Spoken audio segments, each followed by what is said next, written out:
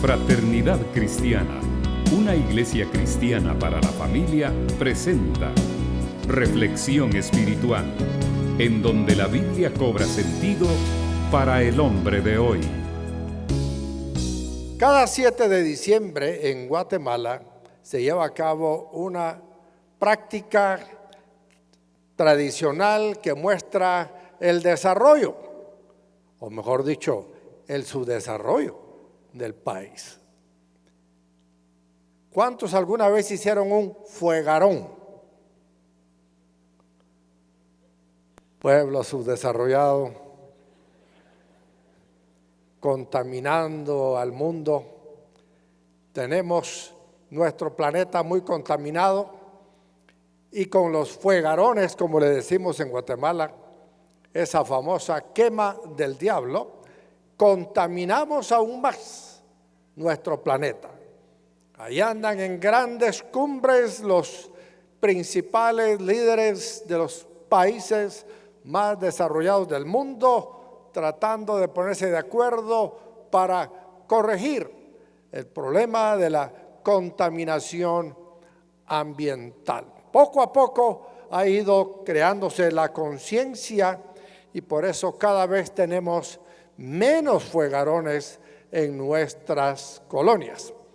Y ojalá que llegue el día en que ya no tengamos más que hacer esa práctica, sobre todo con la falsa ilusión, con la falsa idea de que con un incendio enfrente de la puerta de nuestra casa vamos a echar al diablo. Usted ha hecho su fuegarón año con año y su marido ahí se queda. Su cuñado ahí se queda, su hija ahí se queda. El diablo no se echa por medio de fuegarones. Lamentablemente no es esa la manera para enfrentar al diablo, con el fuego. Ahora la pregunta es, ¿son reales los demonios? Sin codear a nadie. ¿Son reales los demonios? Sí, son reales. Los demonios no son una figura mítica, no son solo de una mitología griega o maya o cristiana. No, los demonios existen, son reales.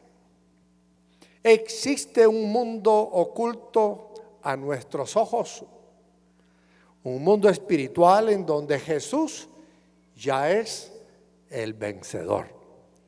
Y lo más importante es que sí, los demonios son reales, Jesús es real, pero Él es el vencedor de los demonios.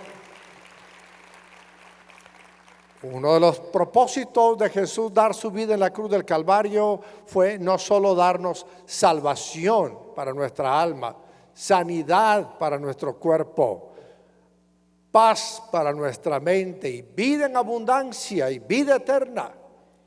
No, el propósito era también vencer al demonio allí en la cruz.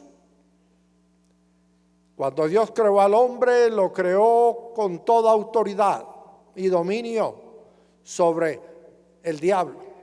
Pero por la desobediencia que hizo Eva y Adán, debido a que se puso ella a conversar con quien no debía y platicando con la serpiente antigua que se llama Diablo y Satanás, él le metió duda. Le dijo que comiera de ese fruto que no era malo, el fruto prohibido. Y una vez que comió, llevó el fruto a su casa para convencer a Adán que comiera y ambos desobedecieron y en ese momento perdieron toda su autoridad sobre lo creado, sobre sus vidas, sobre este paraíso que Dios había hecho para ellos. Jesús viene entonces en condiciones adversas y se presenta a Satanás no en el paraíso, en el jardín del Edén, sino que se le enfrenta en el desierto.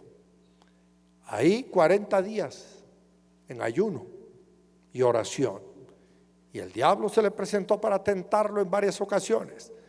Y la primera fue: si eres hijo de Dios, metiéndole duda.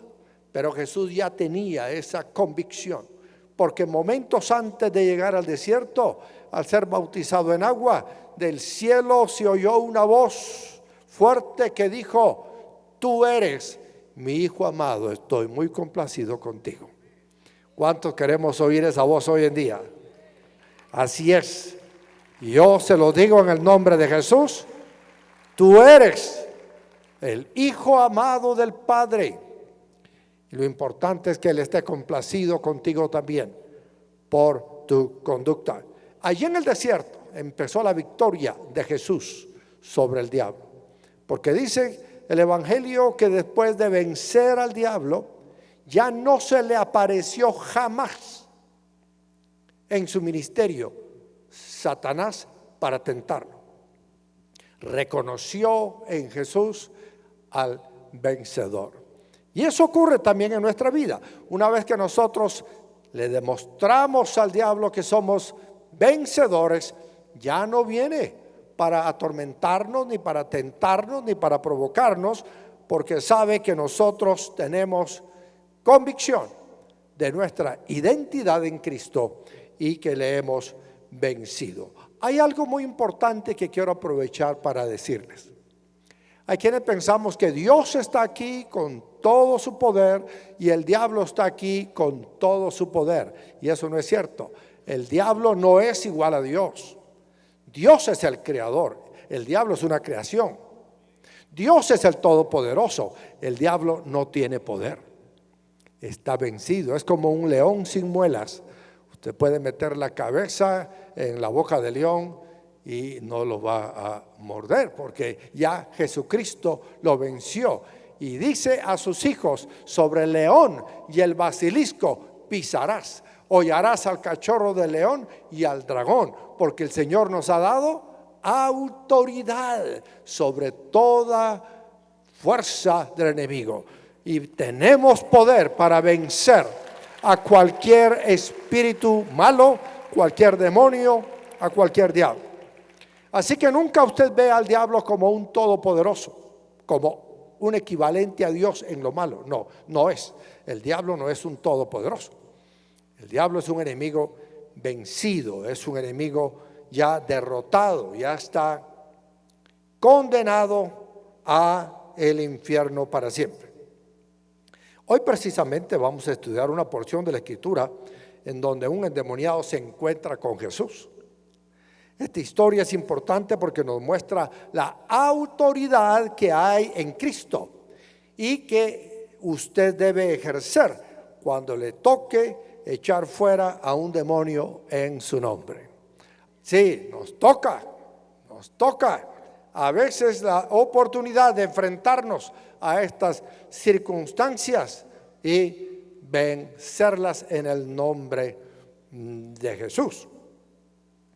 Lucas 8:26 dice: navegaron hasta la región de los Gerasenos, que está al otro lado del lago, frente a Galilea.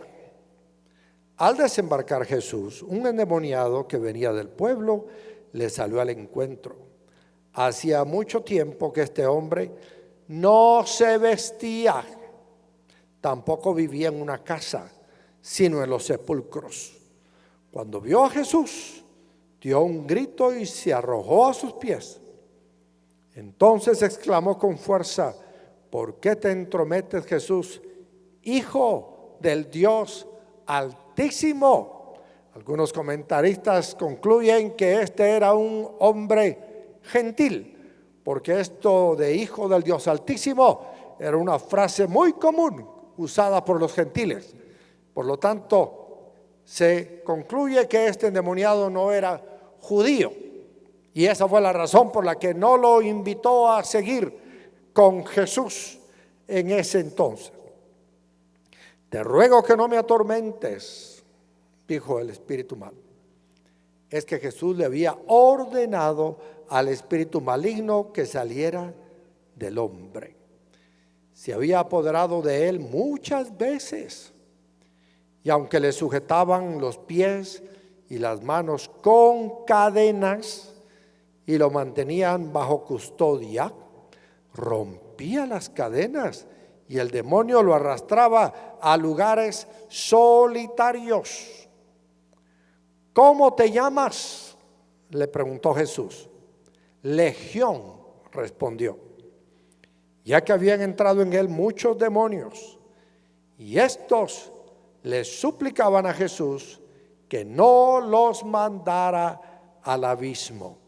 Como había una manada grande de cerdos paciendo en la colina, le rogaron a Jesús que los dejara entrar en ellos, así que él les dio permiso.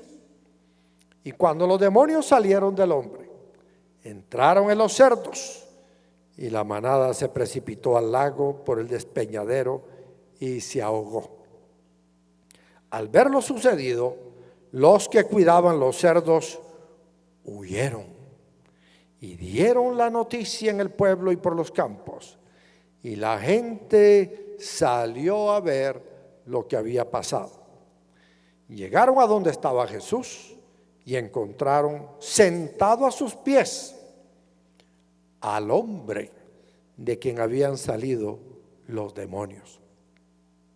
Cuando lo vieron vestido y en su sano juicio, tuvieron miedo. Los que habían presenciado estas cosas le contaron a la gente cómo el endemoniado había sido sanado. Entonces, toda la gente de la región de los Gerasenos le pidió a Jesús que se fuera de allí, porque les había entrado mucho miedo. Así que él subió a la barca para irse. Ahora bien, el hombre de quien habían salido los demonios le rogaba que le permitiera acompañarlo, pero Jesús lo despidió y le dijo: vuelve a tu casa y cuenta todo lo que Dios ha hecho por ti. ¿Qué le dijo Jesús al hombre? Vuelve a tu casa y cuenta todo lo que Dios ha hecho por ti. Así que el hombre se fue y proclamó por todo el pueblo lo mucho que Jesús había hecho por él. Hay gente atormentada hoy en día, y en el caso de este hombre era atormentado por una legión de demonios. Y no solamente atormentaba al hombre, atormentaba al pueblo donde vivía este hombre y a todos los lugares por donde pasaba este hombre, porque lo que inspiraba el hombre con su apariencia y con sus actos era miedo. ¿Qué es un endemoniado?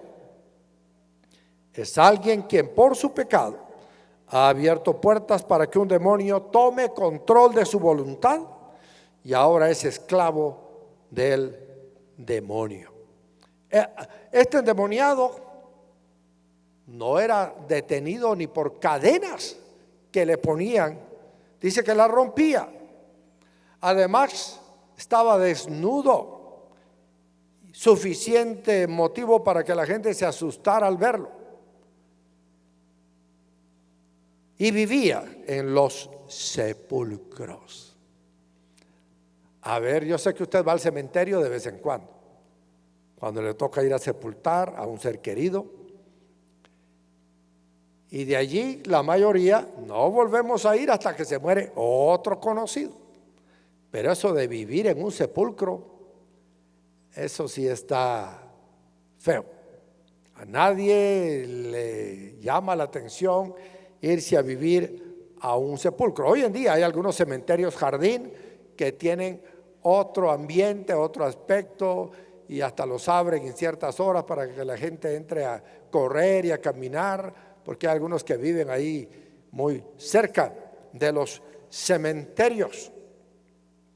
Pero este hombre vivía atormentado por un demonio o por muchos demonios y causaba miedo a la comunidad. A través de mi experiencia ministerial, he tenido épocas en las que el tema de los demonios se vuelve moda.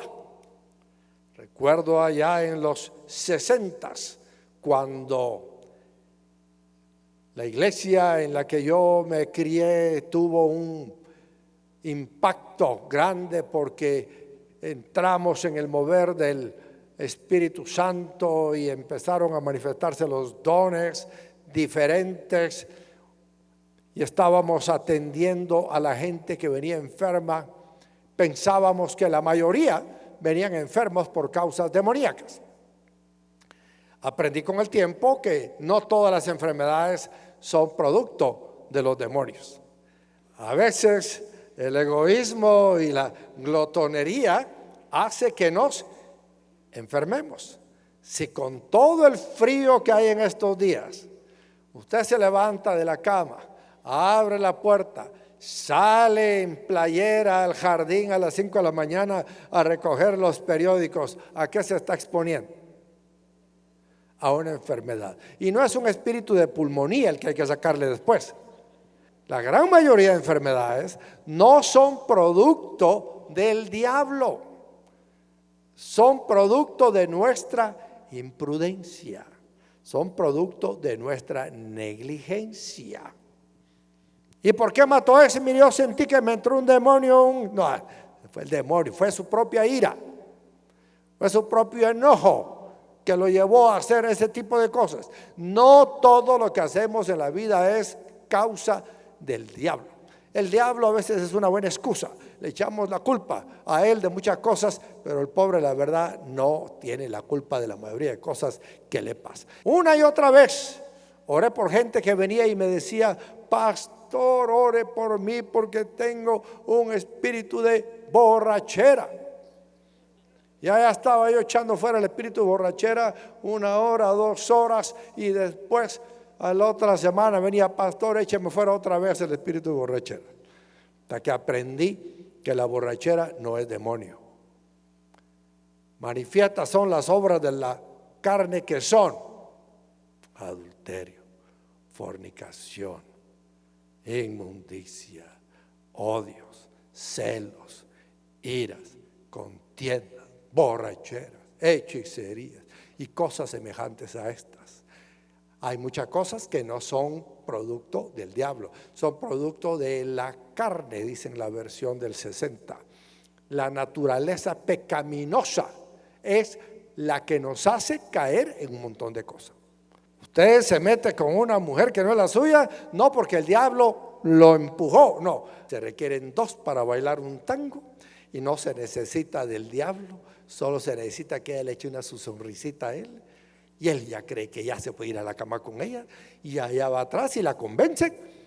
Y después vienen: ay, pastor, écheme fuera al demonio. No, aquí hay que echar fuera a la señora, que no es su mujer.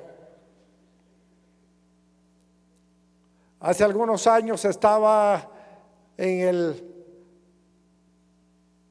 segundo o tercer piso del auditorio menor. Estaba reunido con la junta directiva de la iglesia. Solíamos reunirnos por la noche, y abajo estaban orando por una endemoniada. Entonces tocaron la puerta del salón donde estábamos reunidos y me dicen: pastor, sí, lo necesitamos urgentemente, pastor. Sí, ¿por qué? Hay un demonio que no quiere salir. No sale, pastor. Y la muchacha está toda violenta y que mueve y que grita y que patalea y ya no sabemos qué hacer. Dije: bueno, pongámosle pausa a la sesión. Regreso un momento. Bajo, llego al auditorio menor. Ahí tenían a una jovencita que estaba en una situación deplorable y la tenían sujetada, y le digo: suéltenla, pastor. Sí, suéltenla. Es más, sálganse todos, solo que se quede fulano aquí para testigo de lo que va a pasar. Quedé con fulano ahí. Le digo: a ver, fulana de tal, ¿qué hiciste? Ay, es que me acosté con mi novio. Ahí está el demonio, dije yo. La patoja se había metido las patas, como decimos corrientemente, con el novio. Había caído en un pecado que se llama ¿cómo se llama? Fornicación. Entonces ella andaba con un cargo de conciencia y con una culpabilidad enorme porque se había metido con su novio. Y a lo mejor hasta estaba preocupada porque qué tal si quedó embarazada, en fin, todo el rollo ese. Así que le dije, bueno, Dios también ama a los fornicarios que se arrepienten de sus pecados. Si tú te arrepientes de tu pecado y confiesas tu pecado, tú serás perdonada y ya no tendrás ningún tormento, ninguna angustia. Hicimos la oración, la muchachita se tranquilizó, le pedí que llamaran al resto que estaban ahí afuera, entraron y le dije, bueno, aquí está su caso. No era demonio, era pecado. Discernir entre la causa del tormento es importante para no desperdiciar tiempo y energías echando fuera demonios que no existen. Hay muchas cosas que son producto de nuestra naturaleza pecaminosa. Nos gusta el alcohol, buscamos el alcohol. Nos gusta la fornicación, buscamos la fornicación. Nos gusta la manipulación, buscamos la hechicería. Nos gusta el wiri wiri, buscamos el chisme. En fin, hay muchas cosas que son producto de nuestra propia naturaleza pecaminosa. Hay endemoniados que de veras tienen al demonio adentro. 1963 fue el año, allá por el mes de agosto, que se desató un avivamiento extraordinario ahí en la iglesia local donde yo crecí. Y como me quedaba al otro lado de la calle, noche tras noche, año tras año, ahí estaba yo, muy consagrado, muy espiritual, muy aprendiendo de la lucha espiritual y del ayuno, de la oración, de la palabra, todas estas cosas hermosas. Y en eso llegaba mucha gente por oración y había que hospedarla, y muchos de los hermanos a veces tenían que abrir sus casas para hospedarla. Y llegó una señora joven, muy endemoniada. Y esta señora joven, muy endemoniada, necesitaba dónde hospedarse. Mi abuela acababa de fallecer, mi primo Hugo acababa de fallecer, así que en el cuarto de mi tía habían 2 camas disponibles. Así que dijo mi tía Raquel, yo la hospedo. Y ahí pasó la noche en lo que amanecía y ya se le ministraba ahí la mañana. A la par estaba yo durmiendo en la casa de mis papás. En horas de la noche fueron a tocar la puerta de mi casa y me dijeron, necesitamos que venga Jorge. ¿Por qué? Porque ya no aguantamos a la endemoniada que está ahí. Y allá fui yo, un muchachito de más o menos 13, 14 años, así chaparrito, bonito, con colochos. Agarré mi Biblia, me fui para el cuarto de mi tía. Además de estar ahí esta joven mujer, había una enfermera, pariente de mi tía, que estaba ahí pasando la noche también. Entonces, cuando llegué y oré por ella, se calmó. Pero ya no me dejaron que me regresara a dormir a mi cama. Me dijeron, no, ahora por favor, quédate aquí. Así que pusieron una perezosa, una de esas sillas que se usan en la playa, y ahí me recosté con la linterna en una mano y lámpara a mis pies, tu palabra en la otra. Ya estaba yo durmiendo profundamente cuando de repente ¡ay! Paga un berrido la mujer esta y me despierto yo con flato de esos. El corazón me hacía pum, pum, pum. Todo asustado. Agarro la linterna linterna y se la pongo en la cara a la mujer. ¿Para qué se la puse? Más fea que el mismo diablo. Unas gesticulaciones y un rostro que daba miedo. Y entonces empecé a reprender. ¿Acaso me salía la voz, pues? Cuando usted está asustado, ni la voz le sale. Pero ahí me acordé que tenía que usar el nombre de Jesús. Nunca se le olvide usar el nombre de Jesús, porque usted va en el nombre de Jesús.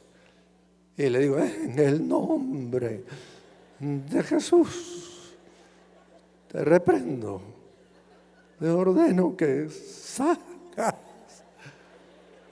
Y apenas me salían las palabritas ahí, resbaladas, pero gracias a Dios se controló la situación.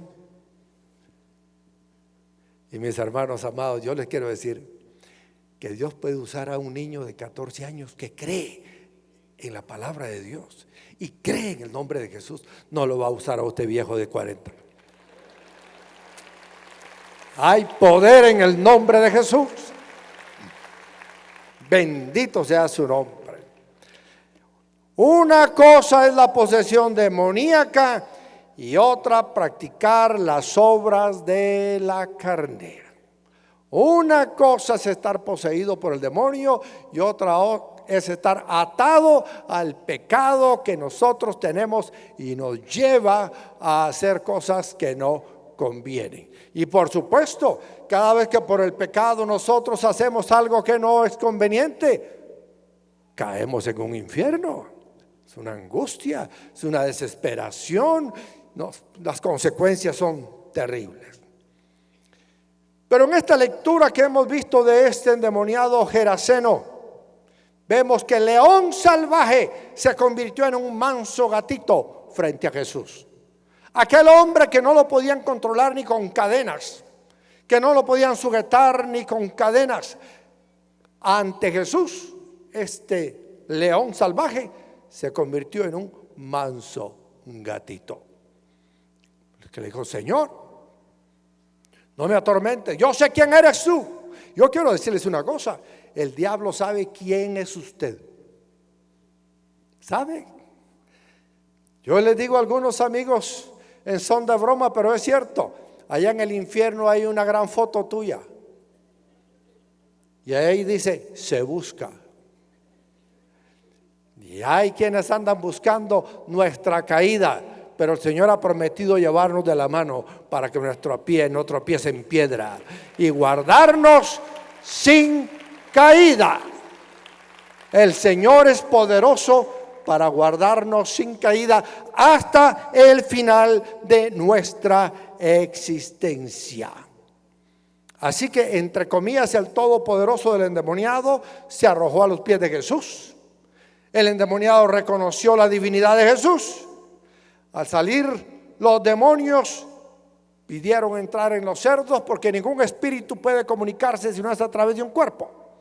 Y a través de un cuerpo pues expresa su ira, su lascivia, su concupiscencia, su violencia. Necesita un cuerpo para expresar. Y se metieron en los cerdos y se precipitaron al lago por un despeñadero. Para sorpresa de toda la comunidad, encontraron al hombre sentado a los pies de Jesús, vestido y en su sano juicio.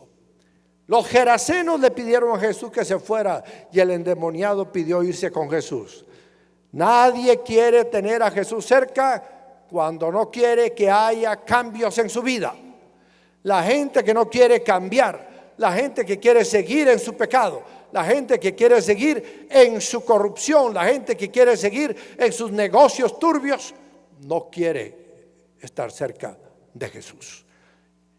Por eso es que no se acercan a la iglesia, no buscan la célula, buscan estar lejos de Jesús, porque Jesús nunca va a dejar que una persona continúe en la misma vida que se encuentra. Cuando usted tiene un encuentro con Jesús, existe una transformación de su vida. Y por eso hay aquí miles de personas que han sido transformadas gracias al encuentro que tuvieron con Jesucristo. Él nos liberó de muchas cadenas, de un estilo de vida desagradable. Les entró tanto miedo a los gerasenos que le pidieron a Jesús que se fuera. Por el temor de ellos, Jesús hizo un solo milagro en ese lugar.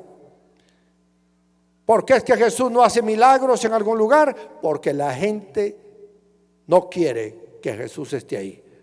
Porque la gente no quiere que haya un cambio radical, una transformación en su vida. El hombre que había sido sanado le rogaba a Jesús el poder acompañarlo. Porque una vez que usted ha sido sanado, usted quiere estar con su sanador, que es Jesús. Usted quiere demostrar su gratitud. Usted quiere demostrar su amor. Usted quiere agradar a aquel que lo salvó. Pero Jesús no le permitió irse con él, sino que le dio una orden. Jesús le dio una orden. Le dijo: vuelve a tu casa y cuenta todo lo que Dios ha hecho por ti. Hágame un favor, dígale al que está a la par suya: vuelve a tu casa y cuenta lo que Jesús ha hecho por ti. ¿Cuántos hemos sido sanados de alguna enfermedad? ¿Cuántos hemos sido liberados de algún vicio? ¿Cuántos hemos visto la restauración en nuestro matrimonio? ¿Cuántos hemos visto la provisión abundante de Dios en nuestra vida? Mis hermanos, afuera está lleno de gente enferma, gente con problemas en la familia, gente con problemas financieros, gente con angustia en su mente, con miedo en su corazón, y es necesario que alguien les vaya a contar que hay esperanza para ellos. Y si usted ya experimentó lo que Dios obró en su vida, lo menos que puede hacer es ir y compartir su experiencia con aquellos que están alrededor suyo. Primero los de su casa, gente que lo conoce y que puede dar fe de que usted ahora de veras ya no está loco. Porque la familia, lo primero que dicen: fulano, ese está loco, mano. Ese está loco, ese es el puro diablo. Pero de repente viene el cambio. Y ellos son los primeros interesados en oírnos contar nuestra historia, cómo fue que Dios nos transformó. Así que este endemoniado pasó de endemoniado a predicador y se convirtió en un predicador de la palabra. Dice la Biblia que se fue a predicar no solo a su casa, sino que una vez que predicó allí, se fue a compartir palabra de Dios por Decápolis, que era un área donde habían 10 ciudades, y allí anduvo contando lo que Dios hizo en su vida. La pregunta de hoy es: ¿cuál es su historia? ¿Cómo es que usted vino a conocer a Cristo? Me encanta cuando me siento con alguna persona a comer o a conversar y les pregunto: ¿y cómo fue que usted vino al conocimiento del Señor? ¿Cómo fue que vino a la Frater? Y me empiezan a contar. Ayer me contaba mi esposa de una reunión que tuvo a las 6 de la mañana con un grupo de mujeres que trabajan toda la semana, pero los sábados a las 6 de la mañana se reúnen para poder ver sus temas que van a compartir en sus grupos después de salir del trabajo. Y la pregunta que se les hizo fue: ¿cómo era su Navidad antes de Cristo? Y una dijo: mi Navidad era triste. Mi esposo era un alcohólico y llegaba siempre a golpearnos y no nos daba los recursos económicos para nuestras necesidades. Fue una Navidad triste año tras año tras año, hasta que la fulanita me invitó para venir a la Frater. Y vine a la Frater. Dios transforma vidas, Dios cambia vidas, pero hay que contarlo a otros que están sufriendo. Hay madres que han sufrido por sus hijos por mucho tiempo. Hablaba con un hombre esta semana y me decía: pastor, estuve preso Y ahí en la cárcel se me acercó un hombre que le decían Hacha, porque era un hombre marero, sicario, tatuado, musculoso, muy fuerte. Y yo le hablaba de Cristo una y otra vez y no quería entender. Pero un día le dije, mira, le dije, a veces hay una anciana que está orando por un joven para que Dios lo transforme. Y en ese momento el marero se puso a llorar y le dijo, ¿y a usted qué le dijo? Que mi mamá es la que ora por mí en el pueblo para que Dios me transforme. Pues no me lo dijo nadie, le dijo, yo simplemente lo dije. Y el hombre allí se arrepintió en la cárcel. Se convirtió en pastor ahí en la cárcel. Y ahora está, según me contaba este hombre, de pastor en una iglesia en San Salvador. Ahí está en El Salvador, de pastor. ¿Podrá Dios hacer esas obras que dicen ustedes? Claro que sí. Son los endemoniados de la época que Dios transforma, que Dios libra. Pero alguien tiene que hablarles. Y si es necesario, usted va a caer preso para que les vaya a hablar a otros. Así que si usted cayó preso, y oigan los que están presos, si usted está preso y conoce la palabra del Señor, empiece a usarla, que a lo mejor para eso llegó a la cárcel, para que hable de Cristo a aquellos que no le conocen. Pero usted que no está preso, empieza a compartir lo que Dios hizo en su vida con aquellos que lo están rodeando. Dios también lo ha sanado a usted del pecado, como Jesucristo sanó a este endemoniado Geraseno. ¿Cuál era su historia sin Cristo? ¿Usted que le gusta anotar? Anote. ¿Cuál era mi historia sin Cristo? Cuando yo no conocía a Cristo, ¿cómo era mi vida? Segunda pregunta, ¿cómo se encontró con Cristo? Escriba, ¿cómo fue mi encuentro con Cristo? Usted sabe porque usted estaba allí. ¿Cómo es su vida ahora? 3 preguntas que debemos hacernos y responderlas a aquellos que necesitan de nuestro Señor. Y decirles, mira, mi historia sin Cristo era así, así, así. Pero yo tuve un encuentro con el Señor de esta y esta manera. Y mi vida ahora es con paz, con sobriedad, con armonía. Mi familia fue transformada. Así que vuelva a casa y cuente todo lo que Dios ha hecho por usted. Todo pecador perdonado quiere solo vivir con Jesús, pero no se debe olvidar de los demás e ir a contarles cómo era su vida antes de encontrarse con Jesús, para que ellos tengan su propio encuentro con el Señor. El ser humano está hecho para disfrutar las historias. Nos gusta oír historias. Pues contemos la nuestra. Cuenta la historia de todo lo que Dios ha hecho por usted y cuéntesela a todos los que pueda. Hoy pusimos en sus manos un librito de la historia más maravillosa, la historia del nacimiento de Jesús. No hay límite. Usted quiere llevar 1000, lleve 1000. Nada más no los venda.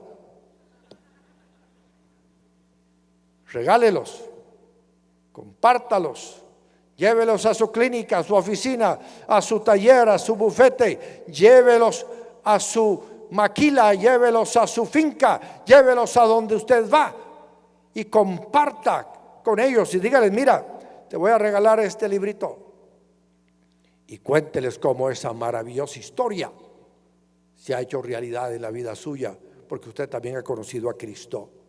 Primera Pedro 2:9 dice, pero ustedes son linaje escogido, real sacerdocio, nación santa, pueblo que pertenece a Dios. ¿Y cómo nos gusta eso? ¿A cuánto les gusta saber que son real sacerdocio, linaje escogido, clase aparte, gente especial? Sí, ¿para qué?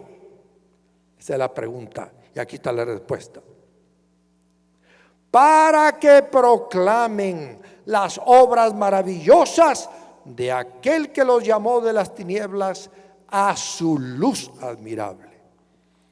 Ustedes antes ni siquiera eran pueblo, pero ahora son pueblo de Dios. Antes no habían recibido misericordia, pero ahora ya la han recibido. Somos real sacerdocio, somos linaje escogido, nación santa, pueblo que pertenece a Dios, para que proclamemos las obras maravillosas de Dios. Si usted no está proclamando las obras de Dios, no está cumpliendo el propósito para el cual Dios le hizo a usted especial.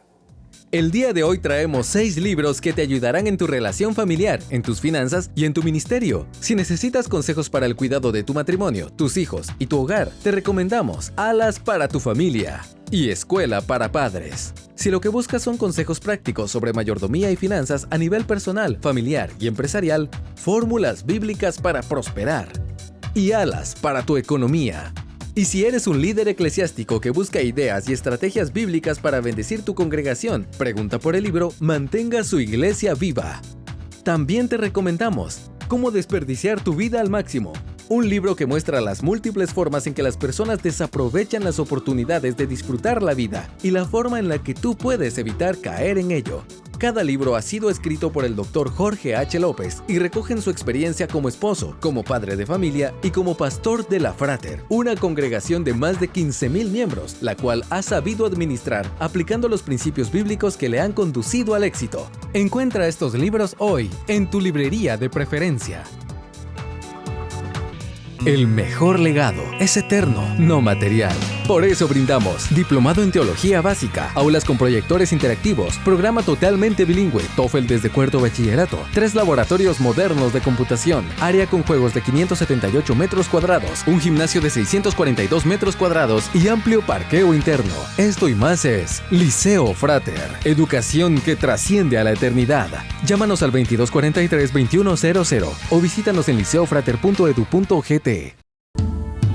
Esperamos que logre poner en práctica este mensaje de edificación y bendición para su vida. Comuníquese con nosotros al PBX 502-2243-2243 o escríbanos a nuestro correo electrónico info@frater.org o visítenos en nuestra página de internet www.frater.org, Ciudad de Guatemala.